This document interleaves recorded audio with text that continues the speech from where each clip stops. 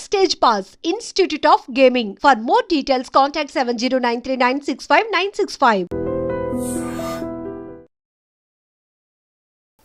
స్వామివారిని మీరు తాత అని కూడా సంబోధిస్తానని చెప్పి ఒకటి రెండు సార్లు మీడియాకి ఇచ్చిన ఇంటర్వ్యూలో మీరు చెప్పారు.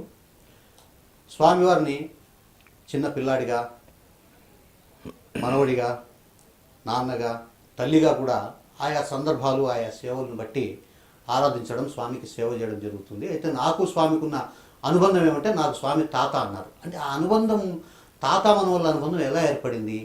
మీరు స్వామిని తాతల ఎలా అనుకుంటున్నారు? ఎలా మీకు ఆ ఫీలింగ్ ఎలా కలిగింది? అది కొత్త ఏమీ కాదు. అది అందరూ అనుభవించే ఒక బంధుత్వమే అది. కాకపోతే తాత అనే పదానికి సంస్కృతంలో త్రాత అని పేరు. త్రాత అంటే కాపాడేవాడు అని. త్రాతా భవ జనార్దన అని భగవద్గీతలో కూడా వస్తుంది. కాబట్టి ఆ త్రాత అనే పదమే తాత అంటాం మనం. మనకు అందులో స్వామివారు సకలమైన సృష్టికి కర్త కాబట్టి సకల సృష్టికి ఆయన పితృదేవుడు, తండ్రి. కాకపోతే తండ్రికి కొడుకు ఉన్న సంబంధం కన్నా తాతకు మనవాడికి ఉన్న సంబంధం చాలా తీయంది. దానికి ఎటువంటి అవధులు కూడా లేవు.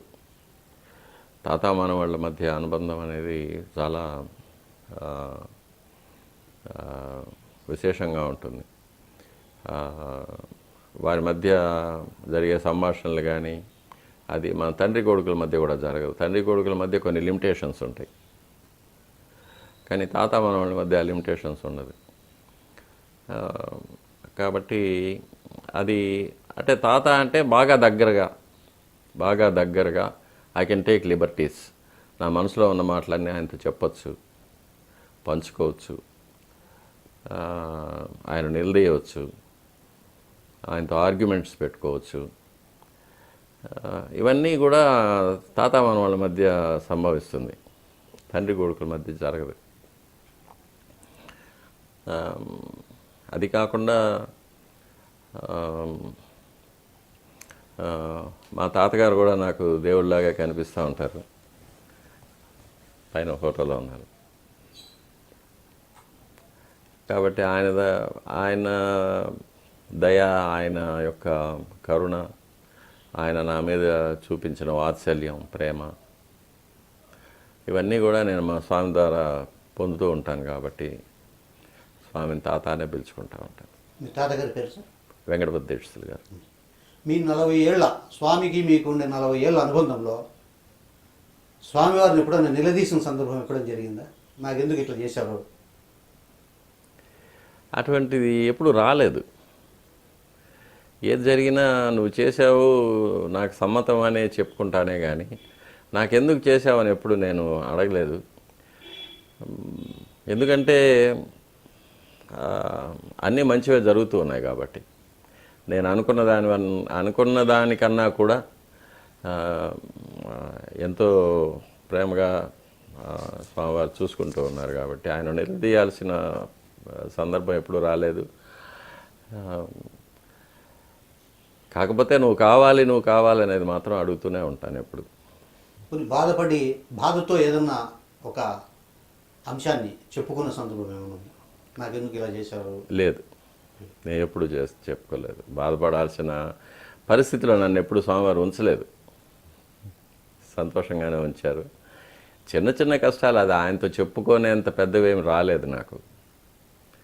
మామూలుగానే ఆయనే కష్టాలు కల్పిస్తూ ఉంటారు, ఆయనే తీర్చేస్తూ ఉంటారు. భయకృత్ భయనాశన, భయాన్ని కలగజేసేవాడు ఆయనే. భయనాశనం, భయాన్ని నాశనం చేసేవాడు అతనే, అంటే అభయం ఇచ్చేవాడు. కాబట్టి నేనున్నాను అని ఆయన ఎప్పుడు ఉన్నప్పుడు మనం భయపడాల్సిన పని లేదు, కష్టపడాల్సిన పని కూడా లేదు. ఆయన చూసుకుంటారని ఒక నమ్మకం ఉంటే చాలు. ఆగమం వేదం ఎక్కడ చదివారు? నేను మా తండ్రి గారి దగ్గర, తాతగారి దగ్గర చదువుకున్నాను. మీరు వంశపారంపర్యంగా ఇక్కడ వస్తుంది, తండ్రి గారి దగ్గర, తాతగారి దగ్గర. మీరు కాలేజ్ డేస్లో బాగా ఫెరోషియస్గా ఉండేవాళ్ళని చెప్పారు. ఒక అంశాన్ని ఏదన్నా పట్టుకున్నారంటే మీరు ఇది కరెక్ట్ అంటే కదా వెనక స్టెప్ వేరు కరెక్ట్ అనేది. అటువంటిది ఏమీ లేదండి. నేను చాలా సాఫ్ట్ స్టూడెంట్. చాలా చాలా అంటే అర్చక కుటుంబాల్లో చిన్నప్పటి నుంచి పెరిగేటప్పుడు కొన్ని నిబంధనలు ఉంటాయి. ఆహారం, వేషము, భాష, స్నేహాలు, అలవాట్లు ఇవన్నీ కూడా చిన్నప్పటి నుంచే కొన్ని నిబంధనలతోనే పెరుగుతాం. సాత్వికమైన ఆహారమే తింటాం. బయట ఎక్కడంటే అక్కడ ఏదంటే అది తినడము, రాత్రి వేళల్లో ఎక్కువ బయట ఎక్కడైనా తిరగడము, లేకపోతే వేరే కూడా చేయరాని స్నేహాలు చేయడము, ఇటువంటివన్నీ ఏవి ఉండదు. మన భాష కూడా తిట్టేటప్పుడు కూడా భాష కంట్రోల్గానే ఉంటుంది. అవును. కాబట్టి అటువంటిదేమీ లేదు. సాత్వికంగానే ఉంటాను. మంచి స్టూడెంట్ అని పేరుంది, మంచి ఆర్టిస్ట్ అని పేరుంది. అందుకే సైన్స్ తీసుకున్నాను. అందరికీ లెక్చరర్స్కు అందరికీ కూడా నేను చాలా పెట్ స్టూడెంట్గానే వచ్చాను. మీరు ఈ చదువు కాకుండా ఎక్స్ట్రా ఏమైనా యాక్టివిటీస్ ఉన్నాయి? మంచి సినిమాలు చూడడము, బాగా పుస్తకాలు చదవడం, ఆటలు ఆడడం. ఇప్పుడు మీరు చెప్పారు కదా మంచి ఆర్టిస్ట్. అవన్నీ ఆటలాడడం అనేది ఉండేది మామూలుగా.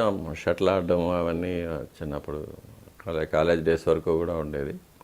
ఇప్పుడు కూడా మా మనవాళ్ళు ఎవరైనా వస్తే షటిల్ ఆడతాను, అవన్నీ చేస్తాను. నాకు హాబీస్ అనేది పెయింటింగ్ మంచి హాబీ ఉంది. ఇప్పటికీ కూడా ఆయిల్ పెయింటింగ్స్, వాటర్ కలర్స్ అన్నీ చేస్తూ ఉంటాను. అది నేను చేసింది కాదు, వేరే వాళ్ళు నా కోసం చేసి ఇచ్చారు. తర్వాత ఈ మధ్య పుస్తకాలు రాయడం స్వామివారి యొక్క ఒక ఆజ్ఞ అయింది కాబట్టి పుస్తకాలు రాయడం ప్రారంభించాను. ఇకపోతే గార్డెనింగ్, సైన్స్ స్టూడెంట్ కాబట్టి, బాటనీ స్టూడెంట్ కాబట్టి ఎక్కడ వెళ్ళినా వివిధ రకాలైన అరుదైన వృక్షాలు, వృక్ష సంపద, అవి చెట్లు, అవి వాటిని సేకరించడం, వాటిని పెంచడం, ఇవన్నీ ఉంది. ఇక కళాత్మకమైనవన్నీ నాకు ఇష్టమైనవి. సంగీతం కానీ, లేకపోతే ఆర్కిటెక్చర్ కానీ, గృహాలంకరణ కానీ, అవన్నీ కూడా నాకు ఇష్టమైనది. అరుదైన విషయాలు, ఏదైనా వస్తువులు కనబడితే సేకరిస్తూ ఉంటాను, చేస్తూ ఉంటాను. స్వామితో పాటు మీరు ప్రకృతిని కూడా బాగా ప్రేమిస్తున్నారు. అంటే మంచి మంచి చెట్లు సేకరించడం. అవును. మన ప్రాచీనమైన మహర్షులు అవే కదా చెప్పారు. ఎందుకంటే స్వామివారికి నిత్య ఆరాధనలో ఉపయోగించబడే పుష్పాలు ఏ పుష్పాలు వాడచ్చు, ఏ పుష్పాలు వాడకూడదు, ఎప్పుడు వాడాలి, ఏ వర్ణమైన పుష్పం వాడితే ఏమి ఫలితం కలుగుతుంది, ఇవన్నీ కూడా ఆగమశాస్త్రంలో చెప్పారు. ఇవి కాకుండా సమిధలు, హోమాల్లో చేయడానికి సమిధలు, స్వామివారి దేవాలయంలో స్వామివారికి నైవేద్యం కోసం తయారు చేసే ప్రసాదాల కోసం వంట చెరకులు, వీటినన్నిటిని ఎక్కడి నుంచి తీసుకురావాలి, సేకరించాలి. వీటి కోసం చెట్లు పెంచాల్సి వస్తుంది కదా. కాబట్టి మనం చెట్లు పెంచితే కానీ మనకు పూలు దొరకదు, తులసి వనం ఉంటే కానీ తులసి రాదు. కాబట్టి ఇవన్నీ కూడా, ఇంకా కొన్ని ఔషధాలు, వనస్పతులు స్వామివారి యొక్క ఆరాధన క్రమాల్లో అర్ఘ్యపాద్య ఆచమనాలు, శుద్ధోదకం, స్నాన తీర్థాల్లో చేయడానికి లవంగాలు, ఏలకులు, తక్కోలాలు, వట్టివేరు, ఇలాంటివన్నీ వాడడము, స్వామివారికి పచ్చకర్పూరం వాడడము, పునుగు తైలం వాడడము, ఇవన్నీ కూడా ప్రకృతిని పెంపొందించడానికే మనకు నిర్దేశించబడిన విధులు ఇవన్నీ. అట్లాగే స్వామివారికి జరిగే ప్రతి కార్యక్రమంలోనూ గోవు యొక్క పదార్థాలు, గోక్షీరం, దధి, పెరుగు, గోమయం, ఆవు పేడ, గోమూత్రం, తర్వాత నెయ్యి, ఇవన్నీ కూడా అతి ముఖ్యమైన విశేషాలు, మనం వాడవలసినవి. దీపాలకు కానీ, హోమానికి కానీ నెయ్యి ఎక్కువగా మనం వాడుతూ ఉంటాం ప్రసాదాలకు. వీటి కోసం మనం గో సంపదను వృద్ధి చేసుకోవాల్సి వస్తుంది. గోవులు దేవాలయానికి అటాచ్డ్గా కానీ, లేకపోతే స్వామివారికి సమర్పించుకోవాలనుకునే భక్తులు కానీ గోవులను తప్పకుండా విధిగా పెంచవలసి ఉంటుంది.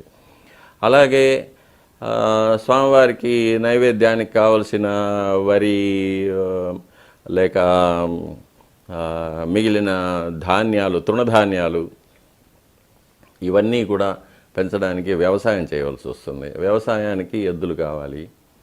ఇలా గోసంపద వృద్ధి చేసుకోవడం, ఇవన్నీ కూడా మనకు మహర్షులు నిర్ణయించిన మనకు కొన్ని కార్యక్రమాలు. ఇవన్నీ కూడా మనకే తెలియకుండా కూడా మన చెట్లు పెంచాల్సి వస్తూ ఉంది, మనం ఆవులు చూసుకోవాల్సి వస్తూ ఉంది.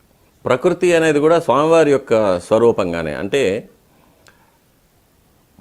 ఆగమశాస్త్రం ఏం చెప్తుందంటే మహావిష్ణువుకు మహాలక్ష్మికి ఉన్న సంబంధాన్ని ప్రకృతి పురుష సంబంధంగా వర్ణిస్తుంది. స్వామివారు పురుష రూపంగా, అంటే విశ్వవ్యాప్తమైన దివ్యమైన శక్తి. దాన్ని మనం చూడలేం, అనుభవించగలం తప్ప చూడలేం.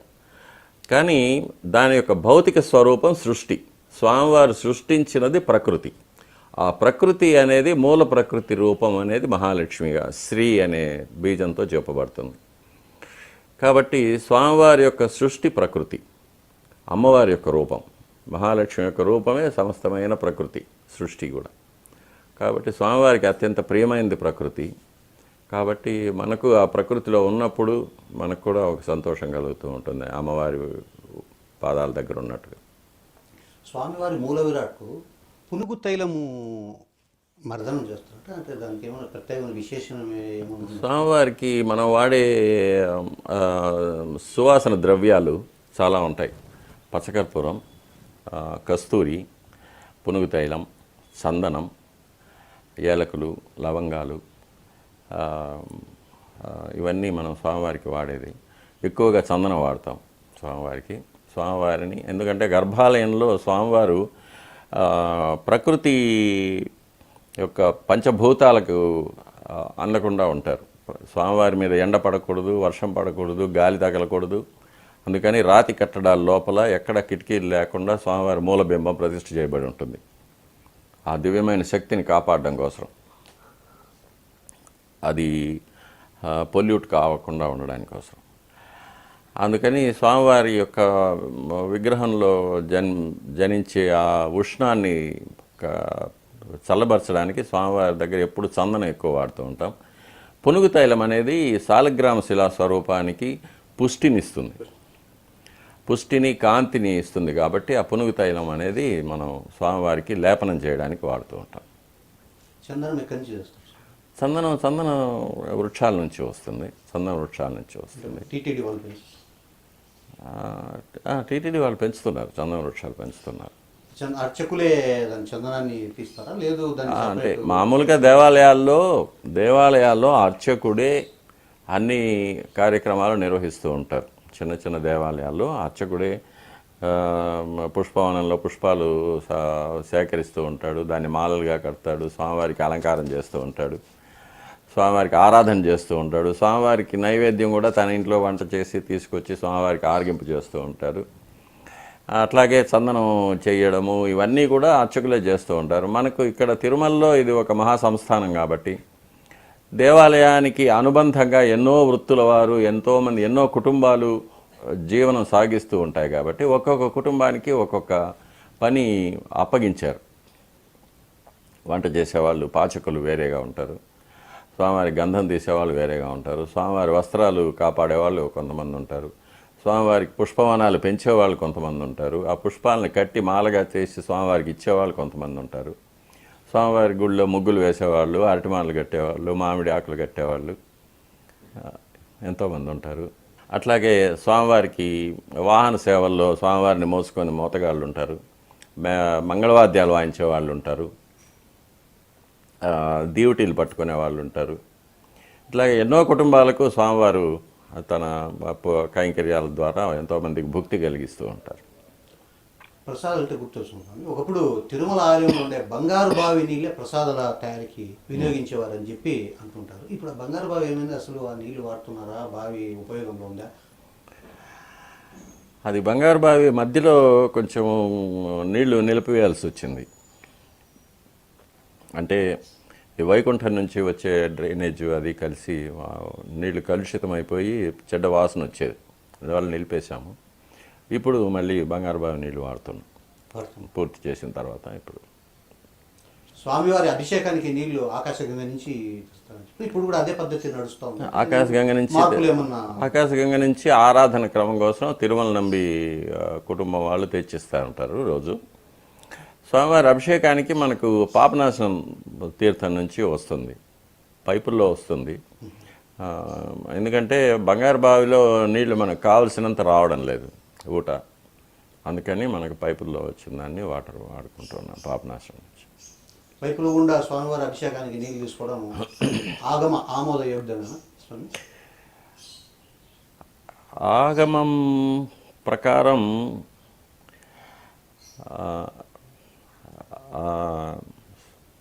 నదీ జలం, పారే నీళ్ళు ఉత్తమం. తటాకం అంటే చెరువు, నిలిచిన నీళ్లు అది మధ్యమం. కూపం, బావి నీళ్లు అధమం. వాడచ్చు కానీ అధమం. అంటే నదీ జలము దొరకనప్పుడు, తటాక జలం దొరకనప్పుడు కూప జలం వాడతాం, అది వరుస అన్నమాట.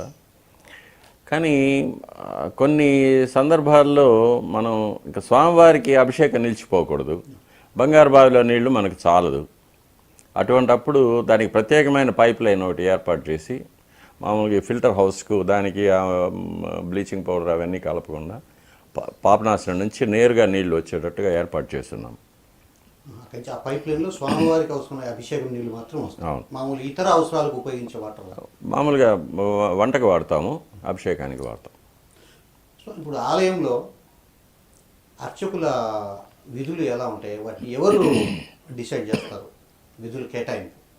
విధులు కేటాయింపు ప్రధాన అర్చకులే చేస్తారు. ప్రధాన అర్చకులే స్వామివారి యొక్క అర్చకులకి అందరికీ విధులు కేటాయిస్తూ ఉంటారు. దాని పర్యవేక్షణ కూడా వాళ్ళే చేస్తూ ఉంటారు. సుప్రభాతం నుంచి ఏకాంతసేవ వరకు ఉదయం సుప్రభాతానికి 4 అర్చకులు వెళ్ళాలి. వెళ్ళి స్వామివారి తలుపులు తీసి స్వామివారికి అక్కడ దీపాలు అంటించి స్వామివారిని ఏకాంతసేవ నుంచి మేలుకొల్పి, తర్వాత తోమాల సేవ, అర్చన, నైవేద్యం ఇవన్నీ చేసే వరకు 4 చేస్తారు. దాని తర్వాత మళ్ళీ అది ఆ వారాన్ని బట్టి శాసకల్స అభిషేకం ఉండవచ్చు, తిరుపావడం ఉండవచ్చు, అభిషేకం ఉండవచ్చు, అష్టదళ పాద పద్మారాధన ఉండవచ్చు, విశేష పూజ ఉండవచ్చు. వాటికి తగినట్టుగా అర్చకులను వాటికి నియమిస్తూ ఉంటాం. ఇక అంటే 2వ గంట అంటే మాధ్యాహ్నిక ఆరాధన తర్వాత సర్వదర్శనం స్వామివారి సన్నిధిలో జరుగుతూ ఉంటుంది. ఆ సమయంలో నలుగురు ఉంటూ ఉంటారు. 3 గంటల సేపు ఉంటారు. వాళ్ళు తీర్థం సెటారీ సమర్పించడం, స్వామివారి దగ్గర కావలి ఉండడం, ఇవన్నీ చేస్తూ ఉంటారు. మళ్ళీ బయట ఉత్సవ మంటపంలో, వాహన మంటపంలో, కళ్యాణ మంటపంలో అక్కడ విధులకి నలుగురు వెళ్తూ ఉంటారు. మళ్ళీ రాత్రి ఏకాంత సేవకు మళ్ళీ 9 గంటలకు వెళ్ళేవాళ్ళు మళ్ళీ 4 వెళ్తారు. వాళ్ళు ఏకాంత సేవ చేసుకొని వస్తూ ఉంటారు.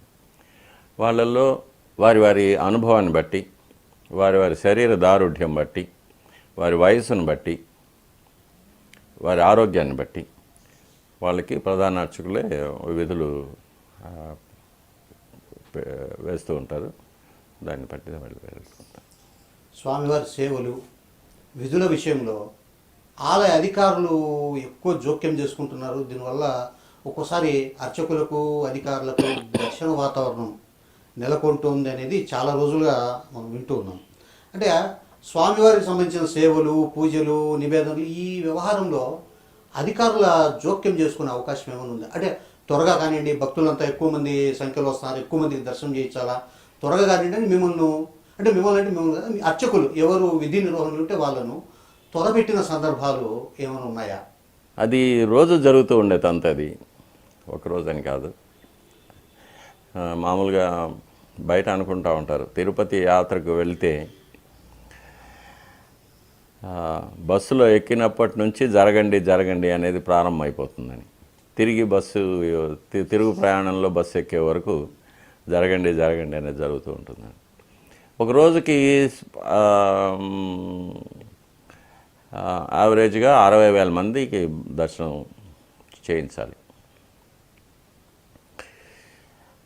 కాకపోతే అది యాత్రికుల యొక్క రద్దీ తక్కువ ఉన్నా కూడా కానీ అనే మాటలు అది కొంచెం ఇబ్బంది కలిగిస్తూ ఉంటుంది. ఎందుకంటే స్వామివారికి మనం సమంత్రకంగా మంత్రలోపన లేకుండా అన్ని సూక్తాలు అన్ని మంత్రాలు చెప్పి స్వామివారికి ఆరాధన క్రమాలు జరిపిస్తేనే స్వామివారు ప్రసన్నంగా ఉంటారు. స్వామివారు ప్రసన్నంగా ఉంటేనే వచ్చిన భక్తులకు వారి కోరికలు నెరవేరుతూ ఉంటాయి. అది కాకుండా స్వామివారు ప్రసన్నంగా ఉన్నప్పుడే మన లోక కళ్యాణం జరుగుతుంది. ప్రపంచం శాంతియుతంగా సమన్వయ భావంతో ఉంటుంది. ఆ ఆరాధన క్రమాల్లో మంత్రలోపం, క్రియాలోపం, భక్తిలోపం, సమయలోపం ఇవన్నీ జరిగినప్పుడు స్వామివారికి ఆగ్రహం వస్తుంది. స్వామివారి గుణాలకు అతీతంగా ఉండొచ్చు, కానీ అర్చావతార స్వరూపంలో స్వామివారిని మనం మన లెవెల్కి తీసుకొచ్చేసాం కాబట్టి స్వామివారికి కూడా ఇటువంటి ఆగ్రహము అనుగ్రహం రెండూ ఆపాదించబడింది. అందువల్ల తెలిసి స్వామివారికి అపచారం జరగడం అనేది అర్చకులకు చాలా మనసుకు కష్టం కలిగించే విషయం. ఇది అవగాహన లేకపోవడం వల్ల అధికారులకో ఆలయ సిబ్బందికో అర్థం కాకపోవచ్చు. కానీ ఒక చిన్న విషయం, ఇదే అధికారులు కానీ సిబ్బంది కానీ ఎవరైనా వారు స్నానం చేసి ఆఫీసుకు వెళ్ళడానికి తయారయ్యే సమయంలో కానీ లేక భోజనం చేసే సమయంలో కానీ ఎవరైనా అవసరం పెడితే వాళ్ళ మనస్థితి ఎలా ఉంటుంది? అటువంటిది ఈ సకలమైన సృష్టికి ప్రభు అయిన స్వామివారికి దేవతా సార్వభౌముడు, మానవులకు కాదు దేవతలకందరికీ సార్వభౌముడు, దేవదేవుడు. అటువంటి మహాశక్తికి మనం చేసే ఆరాధన క్రియల్లో అవసరం అనేది అవసరమా? అది ఆపగలిగితే స్వామివారికి తృప్తిగా సమంత్రకంగా ఆగమశాస్త్ర ప్రకారంగా ప్రతిరోజు ఆరాధనలు జరిగితే ఈ లోక కళ్యాణం జరుగుతుందని ఇప్పుడున్న విషమమైన పరిస్థితుల్లో ప్రపంచంలో మనం చూస్తున్నాం. ఏ దేశము ప్రశాంతంగా లేదు, మన దేశంలో ఏ రాష్ట్రము ప్రశాంతంగా లేదు. కాబట్టి వీటన్నిటినీ కూడా మనం స్వామివారి యొక్క చల్లటి చూపుతో మనం శాంతపరచగలిగే పరిస్థితి ఎప్పుడు వస్తుందంటే స్వామివారిని తృప్తిపరిచినప్పుడు. స్వామివారు సుప్రీత సుప్రసన్నో వరదో భవంతు. సుప్రీత ముందు స్వామివారు ప్రీతి చెంది తర్వాత సుప్రసన్నం, తర్వాత ప్రసన్నం కావాలి అని ప్రతిరోజు స్వామివారి దగ్గర ప్రార్థన చేస్తున్నాం. తెలిసి మనం తప్పులు చేసిన తర్వాత మనకు స్వామివారి దగ్గర క్షమాపణ కోరే అర్హత కూడా ఉండదు.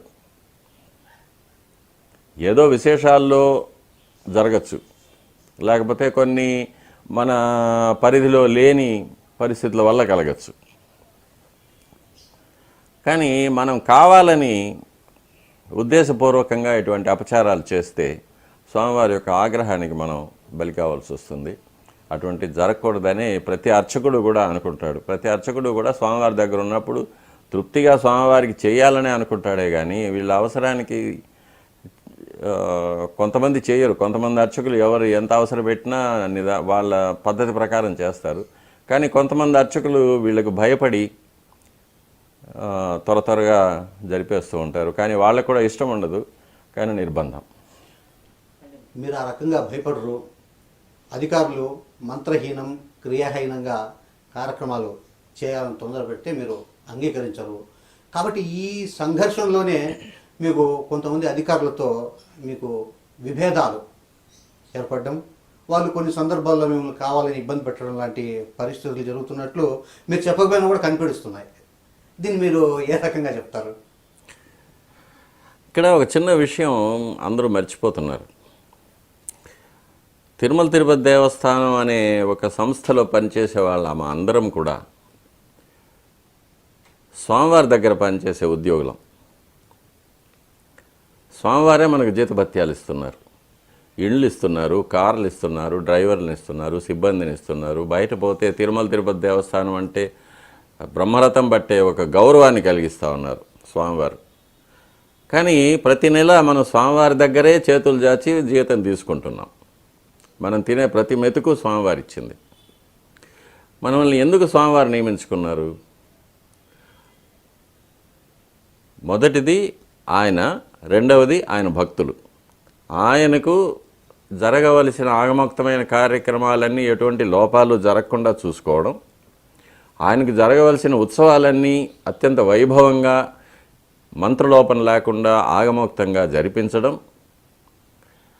ఆయనకు జరగవలసిన నైవేద్యాలు అవన్నీ కూడా సకాలంలో సమంత్రకంగా మంచి ప్రవృత్తి గల అర్చకుల చేత చేయించడం, ఇవన్నీ కూడా వారి యొక్క బాధ్యతలు. అది అధికారి ఉన్నతమైన అధికారి అయినా కానీ, లేకపోతే చివరి ఒక ఉద్యోగి కానీ. రెండవది భక్తులు. స్వామివారిని దర్శించుకోవడానికి అష్టకష్టాలు పడి ఎంతో ఖర్చు పెట్టి ఎంతో ప్రయాసపడి వచ్చే భక్తులకు స్వామివారి యొక్క దర్శనాన్ని తృప్తిగా కలిగించడం, వారికి ఒక సౌకర్యంగా వేచి ఉండే సౌకర్యం కలిగించడం, వారికి ఆహారం లేక స్నానం మిగిలిన సౌకర్యాలు అవన్నీ తృప్తిగా కలిగించడం, వసతులు కలిగించడం, ఇవన్నీ కూడా ఉద్యోగుల యొక్క కర్తవ్యాలు పైనుంచి కింది వరకు. ఇంకా మూడవదిగా స్వామివారి యొక్క ఆస్తులను పరిరక్షించడం. స్వామివారికి ఉన్న తిరువాభరణాలు, స్వామివారికి ఉన్న వస్త్రాలు, స్వామివారికి అక్కడక్కడ ఉన్న ఆస్తులు, స్వామివారి దేవాలయం కింద ఉన్న మిగిలిన దేవాలయాల్లో కూడా కైంకర్యాలు అవన్నీ జరిపించడం, ఇవన్నీ కూడా అధికారుల యొక్క కర్తవ్యాలు. దానికోసమే వాళ్ళను స్వామివారు జీతం ఇచ్చి నియమించుకున్నారు. అలాగే అర్చకులను నియమించుకున్నారు.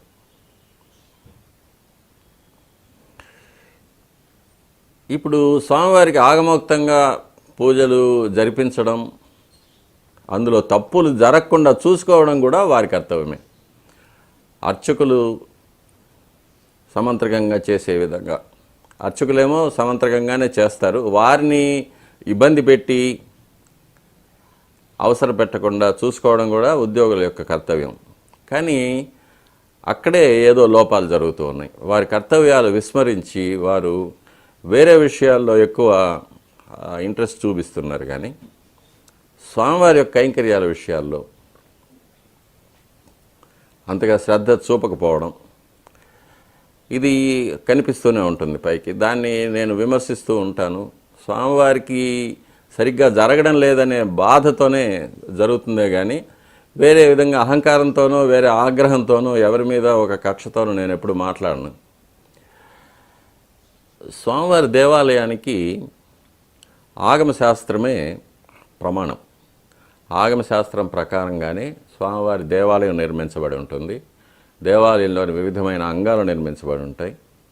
స్వామివారికి వివిధమైన కార్యక్రమాలు ఆగమశాస్త్రమే చెప్తుంది.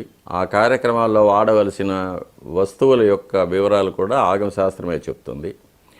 అర్చకులు పుట్టినప్పటి నుంచి కూడా చివరి వరకు కూడా ఎలా నడుచుకోవాలి, ఏమేమి నేర్చుకోవాలి, వేషభాషలు ఎట్లా ఉండాలి, వారు ఏ ఏ సంస్కారాలు, ప్రతి అర్చకుడికి 18 సంస్కారాలు చెప్పబడింది ఆగమశాస్త్రంలో, జన్మ నుంచి మరణం వరకు.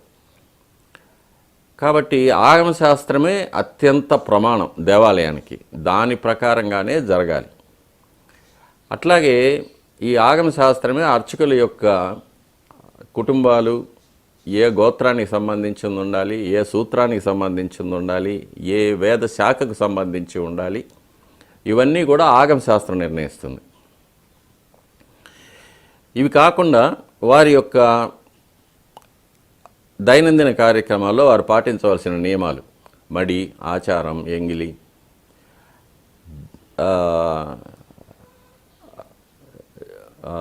జన్మ శౌచం, మృతా శౌచం, అంటే ఇంటిలో ఒక జన్మ కలిగినప్పుడు కానీ మరణం కలిగినప్పుడు కానీ పాటించవలసిన నియమాలు, వారు గుడికి రాకూడదు, ఎన్ని రోజులు రాకూడదు, ఏం చేయవచ్చు ఏం చేయకూడదు, ఇవన్నీ కూడా ఆగమశాస్త్రం నిర్ణయిస్తుంది. ఇవి చాలా సూక్ష్మమైన విషయాలు కాబట్టి వచ్చే అధికారులకు కానీ సిబ్బందికి కానీ వీటిని గురించి పెద్దగా అవగాహన ఉండదు. వారికి పూర్తిగా ఒక అతీతమైన విషయం ఇది.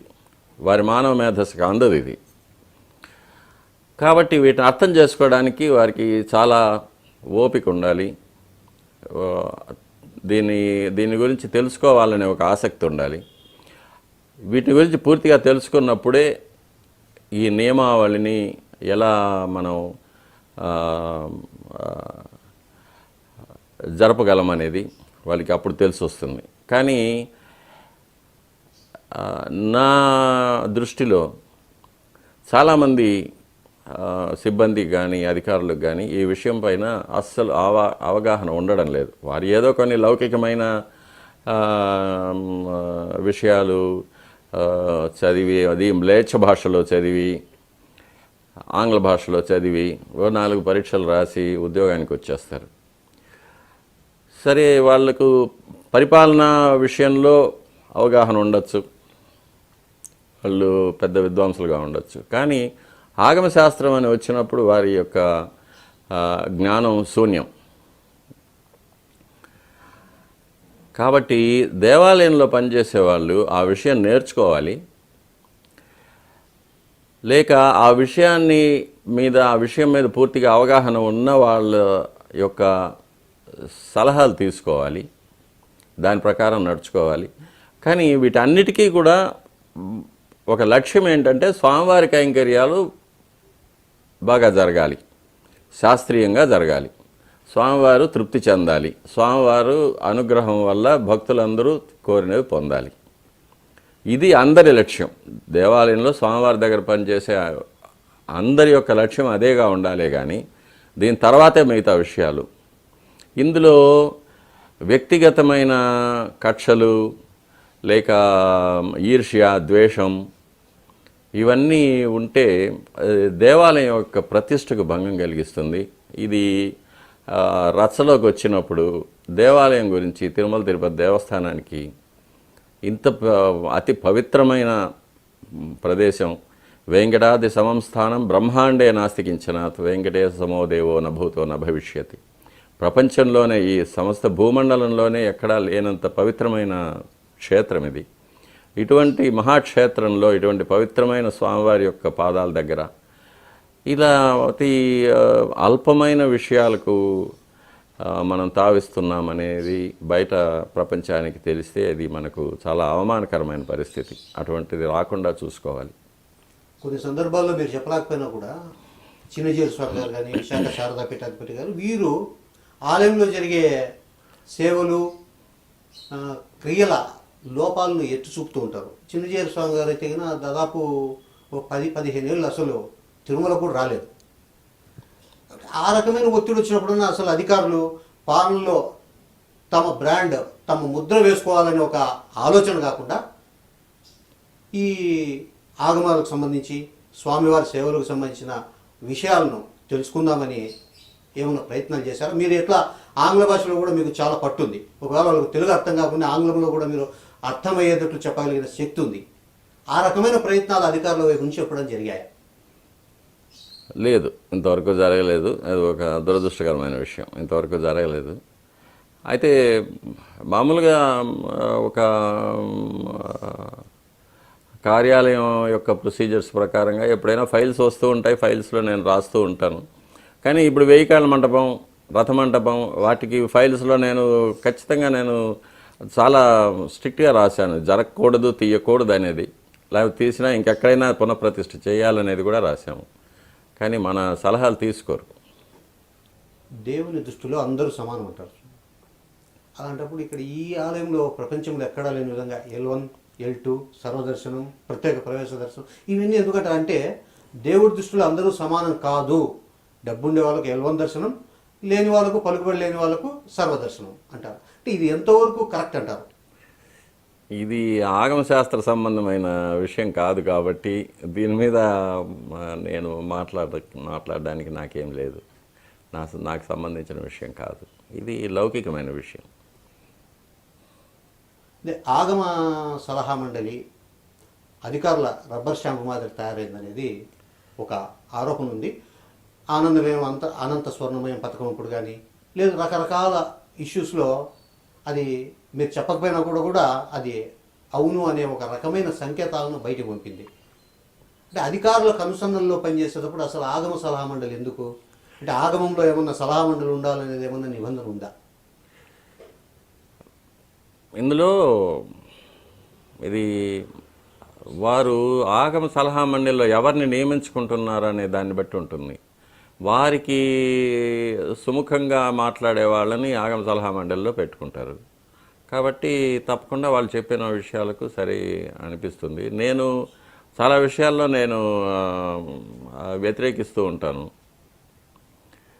కానీ కొన్నిసార్లు నా మీద కూడా కొంచెం ఒత్తిడి కలుగుతూ ఉంటుంది.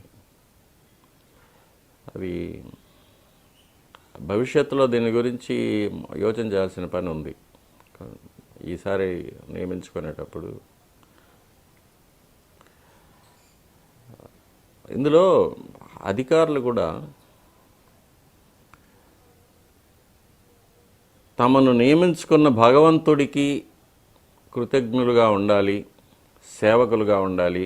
ఆయనకు వ్యతిరేకమైన పనులు చేయకూడదు. ఆయనకు అంటే ఆగమ శాస్త్రానికి, స్వామివారే ఆగమం. ఇక కాబట్టి ఆగమ శాస్త్రంలో నిపుణులైన వారి యొక్క సలహాలు తీసుకోవాలి, వారు చెప్పినట్లు జరపాలి. మన యొక్క కర్తవ్యం ఎంతసేపు అయినా లౌకికమైన విషయాల్లో స్వామివారి యొక్క ఆస్తులు కాపాడడం, స్వామివారి యొక్క భక్తులకు సౌకర్యాలు కల్పించడం, స్వామివారి యొక్క అర్చకుల యొక్క బాగోగులు చూసుకోవడం, స్వామివారి ఆస్తులు పరిరక్షించడం, ఇవి మాత్రమే మన కర్తవ్యాలు. స్వామివారి యొక్క ఆరాధన క్రమాలన్నీ అర్చకులకు వదిలిపెట్టాలి. వారి యొక్క సూచనల మేరకే దాన్ని జరగాలి అనేది ఒక అవగాహన వాళ్ళకు ఉండాలి. అది లోపిస్తూ ఉంటుంది అప్పుడప్పుడు. దీనికి ఇంకా పైనుంచి వారికి ఏదైనా కొంచెం కఠినమైన ఉత్తర్వులు అవి వస్తే దాని ప్రకారం వాళ్ళు జరుపుకుంటారు. ఆనంద నిలయం, అనంత స్వర్ణమయం, ఈ పథకం అసలు ఆగమాల ప్రకారం కరెక్ట్ కాదని చెప్పి అప్పుడు చాలా రకరకాల వాదనలు వినిపించాయి. ఆగమ కమిటీ కూడా ఇది కరెక్ట్ కాదేమో అనే ఒక అభిప్రాయం వ్యక్తం చేసింది. ఆయన కూడా పని అయితే స్టార్ట్ చేసింది, బంగారాన్ని విరాళాలుగా సేకరించారు, పని స్టార్ట్ అయింది. ఒక్కసారిగా ఉన్నట్టుండి ఆగిపోయింది. అంటే ఇది ఆగమ యుక్తం కాదు కాబట్టి దేవుడు ఆపేశాడా? తప్పకుండా స్వామివారి యొక్క అనుగ్రహం లేదు కాబట్టే కొన్ని పనులు నిలిచిపోతుంటాయి. ఇది స్వామివారి గర్భాలయం గోడలకు సంబంధించింది కాబట్టి, విమాన ప్రాకారానికి సంబంధించింది కాబట్టి, స్వామివారి యొక్క ఉత్తర్వులు లేకపోవడం వల్లే ఇది జరిగిపోయిందని మేము కూడా అనుకుంటున్నాం. స్వామి, మీరు పెద్ద చదువులు చదివారు. ప్రపంచవ్యాప్తంగా రమణ దీక్షితులు గారు అంటే ఒక రకమైన ప్రత్యేక గుర్తుంటుంది.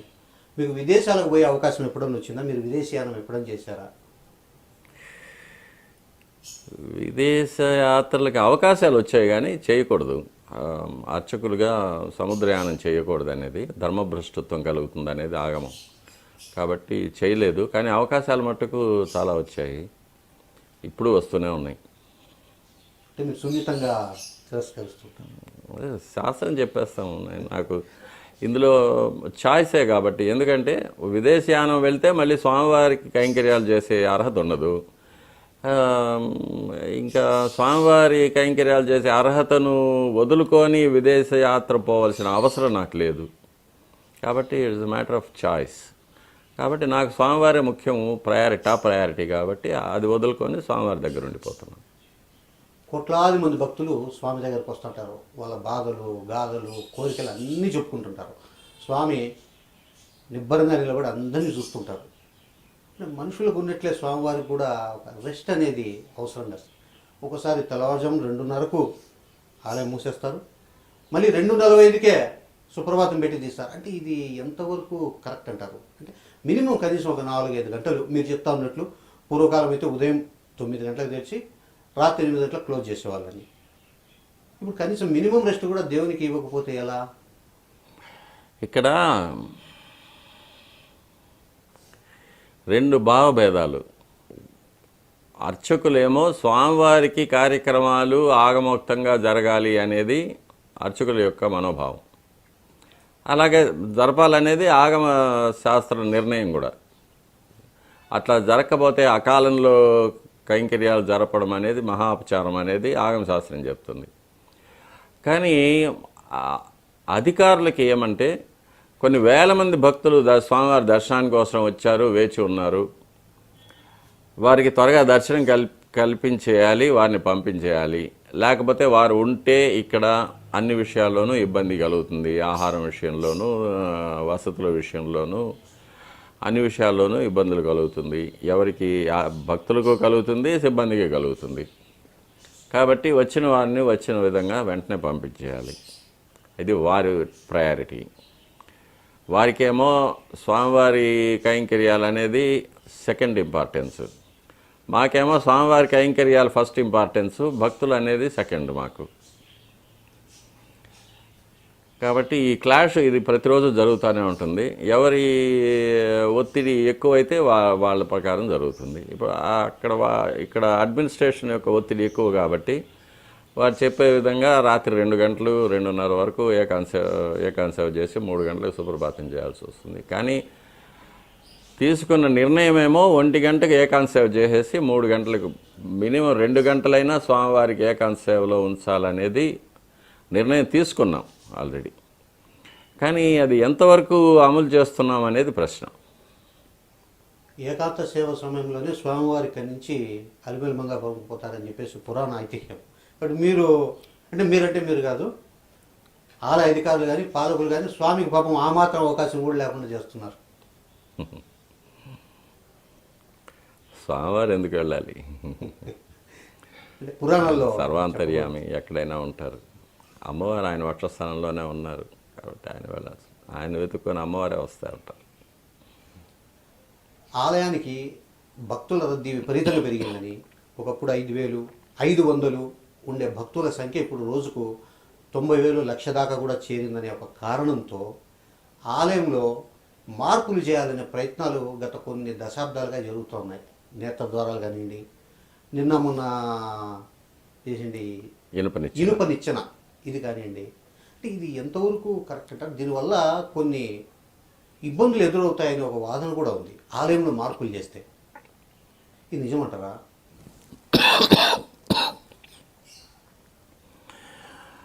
ఆలయం అనేది ఆగమశాస్త్రపరంగా నిర్మించబడింది.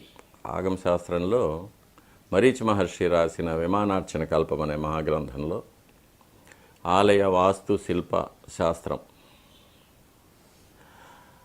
ఇందులో ఆలయం నిర్మించాలనే ఉద్దేశం వచ్చినప్పటి నుంచి ఆలయం ప్రతిష్ఠ చేసే వరకు, తర్వాత నిత్య కైంకర్యాలు చేయడము, ఉత్సవాలు చేయించడము, ఇవన్నీ కూడా పూర్తిగా వివరాలతో నిర్ణయించబడింది.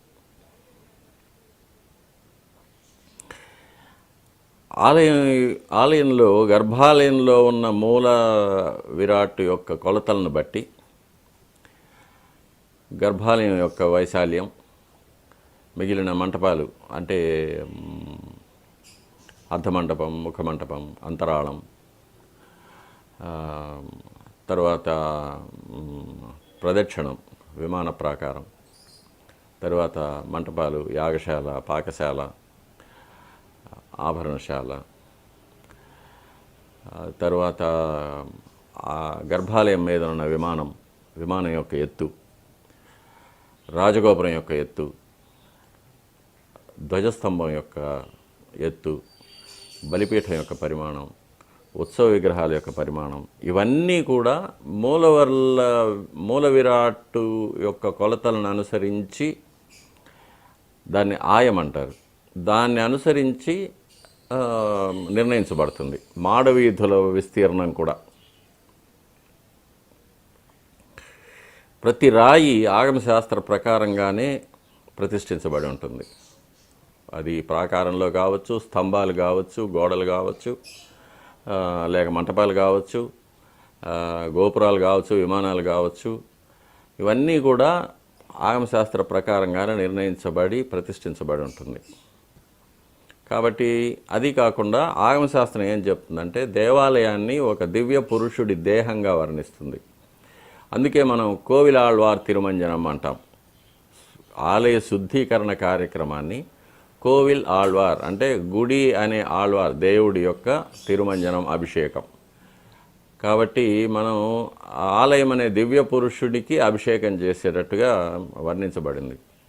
కాబట్టి ఈ దివ్య పురుషుడి దేహంగాను, శిరస్సు గర్భాలయంగాను, పాదాలు రాజగోపురంగాను, మిగిలిన చుట్టూ ఉన్న మంటపాలు, కళ్యాణ మంటపం, అలంకార మంటపం, శయన మంటపం, యాగశాల, పాకశాల, తర్వాత మిగిలిన మంటపాలు, ఇవన్నీ కూడా దివ్య పురుషుడి యొక్క వివిధ అవయవాలుగా, హస్తాలు, పాదాలుగాను, నాభిగాను వర్ణించబడింది. కాబట్టి ఇందులో ఎక్కడ ఏ రాయిని కదిలించాల్సి వచ్చినా ఆ దివ్య పురుషుడి దేహంలో భిన్నమయ్యే ప్రమాదం ఉంది. కాబట్టి దేవాలయంలో నేత్రద్వారాలు కానీ ఇవి కానీ ఏది ఉంచకూడదు అనేది మొదటి నుంచి కూడా ఆగమ శాస్త్రం తెలిసిన వాళ్ళ వాదన. దానివల్ల ఏదైనా వైపరీత్యాలు కలగవచ్చని. ఎందుకంటే దివ్య పురుషుడి దేహానికే భిన్నమైతే ఒక గాయమైనట్టు కాకూడదు. కాబట్టి అందువల్ల దేవాలయంలో చరిత్రలో 2 సార్లు చాలా పెద్ద మార్పులు చేశారు. మొదట సుమారు ఈ 6వ శతాబ్దంలో జరిగింది. విమాన ప్రదక్షిణాన్ని పెద్దది చేయడం అనేది. తర్వాత 11వ శతాబ్దంలో విమానాన్ని పెద్దది చేసి ఆ గోడలంతా బలపరిచి విమానానికి అలంకారం చేయడం, తర్వాత మొదటి ప్రాకారం కట్టడం, నరసింహస్వామి, ఇటువైపు వరదరాజస్వామి ఆలయాలు నిర్మించడం, ఇవన్నీ కూడా అప్పుడు జరిగింది. దాని తర్వాత మళ్ళీ 14వ శతాబ్దంలో కృష్ణదేవరాయల కాలంలో ఇప్పుడున్న మహాప్రాకారం కట్టబడింది. అప్పుడు ధ్వజస్తంభము, బలిపీఠం రెండో ప్రాకారం లోపల ఉండింది, వాటిని తీసి బయట కూడా పెట్టాం. ఇవన్నీ కూడా ఆగమశాస్త్ర ప్రకారంగా జరిగింది. ఆగమశాస్త్రాన్ని మీరి ఎప్పుడు జరగలేదు. కాబట్టి ఇప్పుడు కూడా ఆగమశాస్త్ర ప్రకారంగానే జరగాలి అనేది మనం చెప్తున్న ఒక హితవు, మంచి మాట. అది వాళ్ళు వినాలి. మీరు చెప్తే వినడం లేదు కాబట్టి వెంకటేశ్వర స్వామి వారే ఈ నేత్రద్వారాలు, ఇనుపనిచ్చిన వీటిని ఆపించారని మీరు అనుకుంటున్నారు? అంతే. స్వామివారి యొక్క దయ లేకుండా ఏది జరగదండి. దేవాలయంలో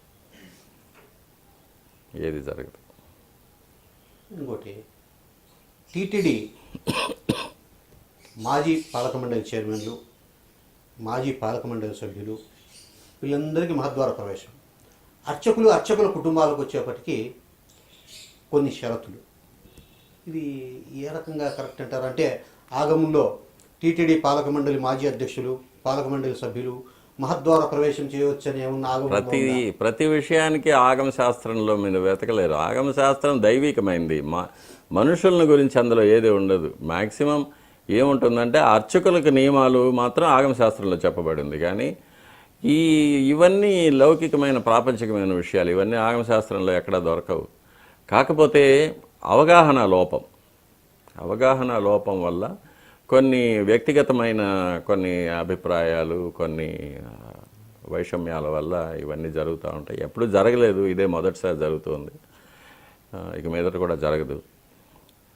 కాబట్టి దీనికి ఆగమశాస్త్రం సంబంధం లేదు, అవగాహన లోపం అంతే. వాళ్ళు విషయాలు కొంచెం లోతుగా వెళ్ళి దాన్ని శ్రద్ధగా పరీక్షించగలిగితే వాళ్ళకు దాని అర్థం తెలుస్తుంది. నా ప్రశ్న ఏమంటే స్వామి, వెంకటేశ్వర స్వామి పాలక మండలి చైర్మన్లకు కానీ సభ్యులకు కానీ ఇచ్చిన ఒక మహా అదృష్టాన్ని వాళ్ళు భక్తుల సేవకు, భగవంతుని సేవకు కాకుండా వాళ్ళ వ్యక్తిగత ప్రయోజనాల కోసం వాడుకుంటున్నారు. అంటే పదవి పైన కూడా మేము మహద్వారం నుంచి ఆలయంలోకి పోవాలి. ఇది ఎంతవరకు కరెక్ట్ అంటారు?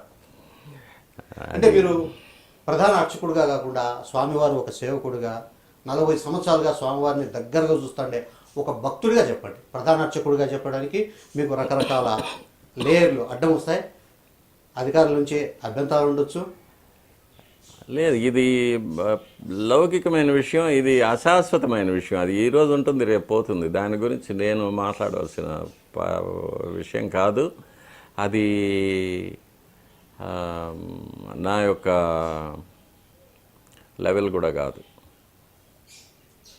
మీరు ఈ మధ్య స్వామివారి ఆరాధనకు సంబంధించి ఒక పుస్తకం రాశారు. ఈ పుస్తకము ద స్క్రేటెడ్ ఫుడ్స్ ఆఫ్ గాడ్. ఇది రాయాలనే ఒక ఆలోచన కానీ కోరిక కానీ మీకు ఎలా కలిగింది, ఎందుకు కలిగింది? దీనికి పెద్ద చరిత్ర ఉంది. స్వామివారి దేవాలయానికి రోజు వేల మంది వస్తూ ఉంటారు భక్తులు. పాపం ఎన్నో గంటల తరబడి క్యూలో నిలబడి వచ్చి స్వామివారిని ఒక క్షణం దర్శనం చేసుకొని వెళ్ళిపోతూ ఉంటారు. వారికి గర్భాలయంలో స్వామివారు ఎలా ఉన్నారు, మరీ మహాలఘు దర్శనంలో అయితే స్వామివారు ఎలా ఉన్నారు, ఏం ఆభరణాలు ధరించి ఉన్నారు, ఏం పుష్పాలు ధరించి ఉన్నారు, అసలు నిలబడి ఉన్నారా, కూర్చొని ఉన్నారా, పడుకొని ఉన్నారా, ఎన్ని చేతులు ఉన్నాయి, ఏమీ అసలు పైన అక్కడి నుంచి ఏమీ కనిపించదు వాళ్ళకి. ఇంకా గర్భాలయంలో ఏ ఏ దేవతామూర్తులు ఉన్నారు ఏంటి అది కూడా తెలీదు. ఇక సరే కైంకర్యాల గురించి, సుప్రభాతంలో ఏం జరుగుతుంది, తోమాల సేవలో ఏం జరుగుతుంది, అర్చనలో ఏం జరుగుతుంది, నైవేద్యంలో ఏం జరుగుతుంది అది కూడా తెలియదు. వారికి గుళ్ళో ఎవరినైనా అడిగి తెలుసుకునేంత సమయము ఉండదు. ఎందుకంటే వారు గంటల తరబడి క్యూలో ఉంటారు కాబట్టి దర్శనం అయిపోతానే బయట వెళ్ళిపోవాల్సిన అవసరం ఎంతో ఉంటుంది వాళ్ళకి. చిన్నపిల్లలు ఉంటారు, వృద్ధులు ఉంటారు, స్త్రీలు ఉంటారు. అడిగినా చెప్పగలిగిన వ్యక్తులు కూడా అక్కడ ఎవరు ఉండరు. కాబట్టి భక్తుల కోసం ఈ విషయాలన్నీ సులభంగా తెలుసుకోవడానికి, అర్థం చేసుకోవడానికి, మళ్ళీ వారు దేవాలయానికి వచ్చినప్పుడు స్వామివారు ఇక్కడ ఉన్నారు, మూలవర్లు ఇక్కడ ఉన్నారు, ఉత్సవాలు ఇక్కడ ఉన్నారు, లోపల తోమాలు అంటే ఇలా స్వామివారికి సేవలు జరుగుతూ ఉంది అని వేచి ఉండే టైంలో, అర్చన జరిగే టైంలో అర్చనలో ఏం చెప్తున్నారు ఏంటి ఇవన్నీ తెలుసుకోవడానికి స్వామివారి భక్తుల కోసం ఒక పుస్తకం రాయమని చాలామంది అడుగుతూ ఉండేవారు. కానీ నేను అనుకునేవాడిని, పుస్తకం రాయాల్సింది నా పని కాదు, నాకు స్వామివారి సేవ ఒకటే. నేను జన్మించింది ఆ వంశంలో పుట్టింది స్వామివారి సేవ చేసుకోవడానికి.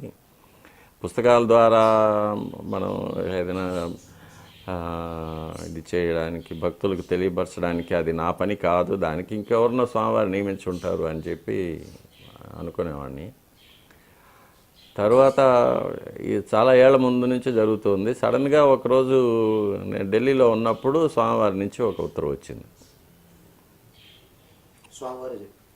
స్వామివారి నుంచి ఒక ఉత్తర్వు వచ్చింది.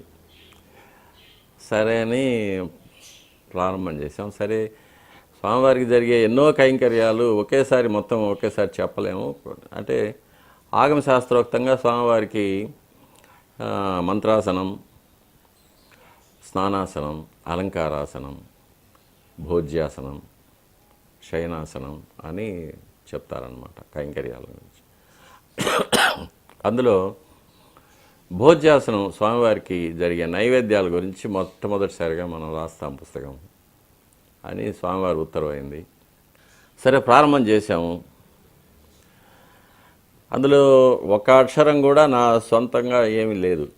పూర్తిగా ఆగమ శాస్త్రం చెప్పింది, శాస్త్రం ఏం చెప్తుంది, వేదం ఏం చెప్తుంది, నైవేద్యాలు స్వామివారికి ఎందుకు ఇవ్వాలి, దానివల్ల ఫలితం ఏంటి, ఆ నైవేద్యాలు ఎలా తయారు చేయాలి, దానికి ఉన్న నియమ నిబంధనలు ఏంటి,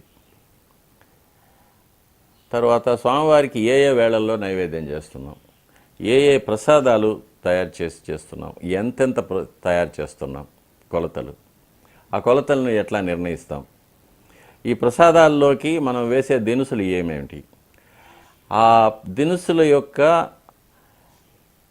న్యూట్రిషనల్ వాల్యూ అంటే పోషక విషయాలు ఇవి. దీని తరువాత చరిత్రలో ఈ నైవేద్యాల గురించి ఏం చెప్పబడింది. మనకు గుళ్ళో ఎన్నో శిలాశాసనాలు ఉన్నాయి. మహారాజులు, చక్రవర్తులు, దండనాథులు, మహామంత్రులు, వ్యాపారవేత్తలు కొన్ని శతాబ్దాలుగా స్వామివారికి కానుకలుగా బంగారు కానీ, ద్రవ్యంగా కానీ, భూములుగా కానీ, దేనువులుగా కానీ స్వామివారి దేవాలయానికి సమర్పించి ఒక్కొక్క రకమైన ప్రసాదాన్ని ఒక్కొక్క సందర్భంలో, ఒక నక్షత్రంలో, ఒక తిథిలో, ఒక పండుగలో, ఒక ఆస్థానంలో తయారు చేసి స్వామివారికి నైవేద్యం చేయించాలి. మా తండ్రి గారి పేరుతో, నా పేరుతో, నా కుటుంబం పేరుతో చేసి భక్తులకు పంచాలి, అర్చకులకు భాగం ఇవ్వాలి. ఇది ఆచంద్ర తారార్కం సూర్యచంద్రులు ఉన్నంత వరకు నేను ఇచ్చిన కానుకలతో స్వామివారికి ఇది ఇలా జరిపించాలి అని శిలాశాసనాలు చేసించి ఇవన్నీ కూడా చూసి ఒక చోట తీసుకొచ్చి పెట్టాను. ముఖ్యంగా ఇది ఇప్పుడు ఉన్న తరం వారికి దేవాలయంలో జరిగే విశేషాలు, దీని అర్థం ఏంటి, అంతరార్థం ఏంటి, పరమార్థం ఏంటి, దీనికి ఉన్న చరిత్ర ఏమిటి, దీని గురించి తెలియపరచడం కోసం ఈ పుస్తకం ప్రపంచవ్యాప్తంగా పోవాలని మొదట ఆంగ్ల భాషలోనే రాశాను. అది రాస్తూ ఉన్నాము, విషయాలు సేకరిస్తూ ఉన్నాము, చాప్టర్స్ చేస్తూ ఉన్నాము. ఉన్నట్టుండి ఒకరోజు ఉదయం చూసేటప్పటి ఈ పుస్తకం మొత్తం పూర్తి అయిపోయి రెడీ అయిపోయింది. పబ్లిషర్ దగ్గర ఇచ్చేసాము. పైన ముఖ చిత్రం కూడా క్లోజప్ చూపిస్తాం. ముఖ చిత్రం కూడా దీనికోసం ప్రత్యేకంగా మన తిరుమల తిరుపతి దేవస్థానం చిత్రకారుల చేత వేయించాము. స్వామివారికి నైవేద్యం చేసేటప్పుడు స్వామివారిని మన బిడ్డలాగా అనుకోవాలనేది శాస్త్రం. కాబట్టి అర్చకుడు నేను నైవేద్యం చేస్తున్నాను, స్వామివారు ఒక బాలకుడి రూపంలో వచ్చి కూర్చొని ఆ ప్రసాదం స్వీకరిస్తూ ఉన్నారు. ఆ తిరునామము, కర్ణపత్రాలు, ఆ మకర తోరణం ఇవన్నీ వెంకటేశ్వర స్వామివారి యొక్క లక్షణాలు. కానీ ఆకారం బాల అవస్థ. స్వామివారికి మనం రోజు ఇక్కడ గుడిలో తయారు చేసే గంగాళాలు అవన్నీ కూడా అందులో ఆ చిత్రం సపరేట్గా దీనికోసం చేయించాము. చాలా బాగా వచ్చింది. మన దేశ అధ్యక్షుడు ప్రణబ్ ముఖర్జీ గారు దీన్ని లాంచ్ చేశారు, బుక్ని. ఇది భక్తులకు చేస్తామని. దీని తర్వాత స్వామివారికి జరిగే కైంకర్యాలు, మంత్రోక్తమైన కార్యాలు అన్నిటినీ కూడా ఒక పుస్తకంగా మంత్రాసనం కింద దాన్ని మళ్ళీ చేయాలని అనుకుంటూ ఉన్నాం. ఈ పుస్తకం రాయడానికి మీకు ఎన్ని రోజులు పట్టింది స్వామి? అంటే మీరు రోజువారీ విధుల్లో చాలా తీరిక లేకుండా ఉంటారు కదా, ఎన్ని రోజుల్లో ఇది కంప్లీట్ చేశారు? మీకు ఎవరెవరు సహకరించారు? దీన్ని అనుకున్న నాటి నుంచి బుక్ చేతికి వచ్చేటప్పటికి 2 సంవత్సరాలు పట్టింది. 2 ఏళ్ళు పట్టింది. అందులో కోట నీలిమ అని ఒక అమ్మాయి ఢిల్లీలో ఉంది, మన తెలుగువారి అమ్మాయి. ఆమె చాలా సీనియర్ జర్నలిస్ట్ అక్కడ. ఆమె చాలా పుస్తకాలు రాసింది. మన ప్రాపంచికమైన ఇప్పుడు జరుగుతున్న విషయాలు, దేశంలో జరుగుతున్న సమస్యలు, వాటి మీద చాలా పుస్తకాలు రాసింది. చాలా మంచి ఆర్టిస్ట్ కూడా ఆమె. ఆమె నాకు అన్ని విధాల్లో సహకరించి దీన్ని పుస్తక రూపంగా తీసుకురావడానికి ఆమెకున్న అనుభవాన్ని ఎక్కువ వాడుకున్నాం. నేను విషయం అయితే ఇచ్చాను, కానీ దాన్ని ఎలా ప్రజెంట్ చేయాలనేది ఆమె చేసింది. ప్రసాదాల తయారీకి సంబంధించి ఒక ప్రశ్న మీరు చెప్పారు.